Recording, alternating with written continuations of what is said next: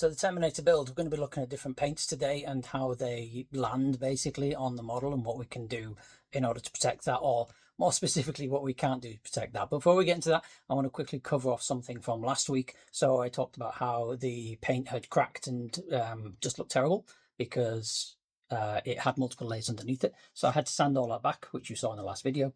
And I'm just going to show you how this looks now. So this one is one of the leg pieces again. And if you remember at the top is where it's cracked.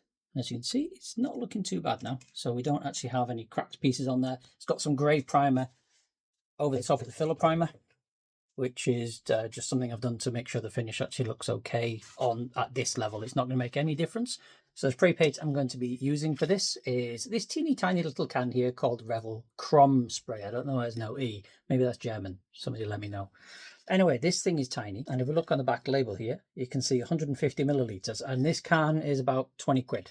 So if I compare this to a normal size can as we've got here, you've got your little Revel Chrome Spray here, and then you've got your just a standard green paint that I use for some of the Fallout stuff that I'm working on. These ones are the standard 400 milliliter cans. This one's a tiny little 150 milliliter. But let's look at why we're going to be using that. So right here we have one of the shin pieces. It's got a few cracks down here that I just need to sand out. Basically, I had to file a little bit back because of some paint buildup.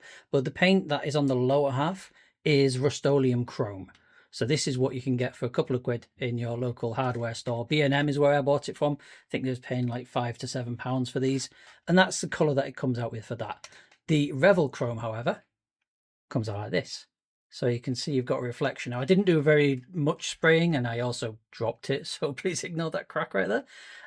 But this reflective part you can see here is the last bit of the old can just before it ran out and I had to throw it away.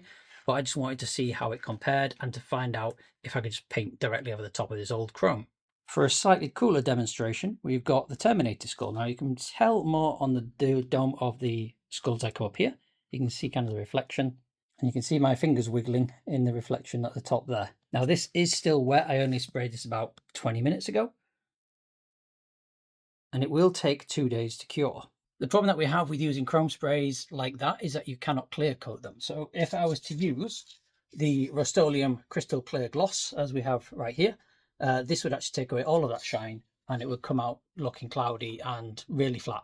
So we can't do that. So what we have to do instead is give this thing minimum 2 days to dry and fully cure. After that, it's reasonably resilient. It's not amazing, but it doesn't just scratch for nothing. You have to really go for it to scratch it. So basically this model is going to have to be pretty well protected and pretty well packed when it's traveling and nobody can touch it. It's the other side, but that's fairly standard. If you go to any conference, you see one of these models, there will be a sign saying do not touch for this exact reason. People don't want their paintwork ruining. It's a pain in the ass to get it back out again, especially fingerprints or scratches are a pain. The other consideration for this was graphite powder. And I did really seriously for a long time think I was going to finish this just completely with graphite powder.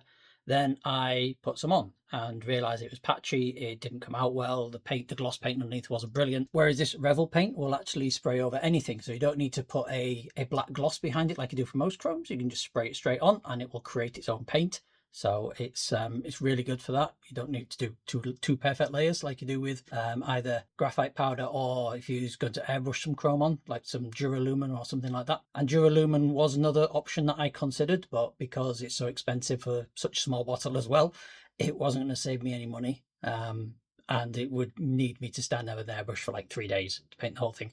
I could probably get a bigger airbrush, like one of the ones you use for cars, but I'm not spending more money. My wife already hates me for how money I spent on this. So this Terminator will be heading down to some of the local B-side security conferences. So this one isn't going to a kind of like a Comic-Con. This one's going to a cybersecurity conference. I'm hoping to get this one down to B-Sides Exeter, which is the next conference in my neck of the woods.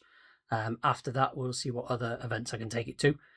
Really depends on if I can drive there and how well it survives the first conference. If it falls apart, yeah, I might have to rethink the whole process. All right, so next video is going to be me building this.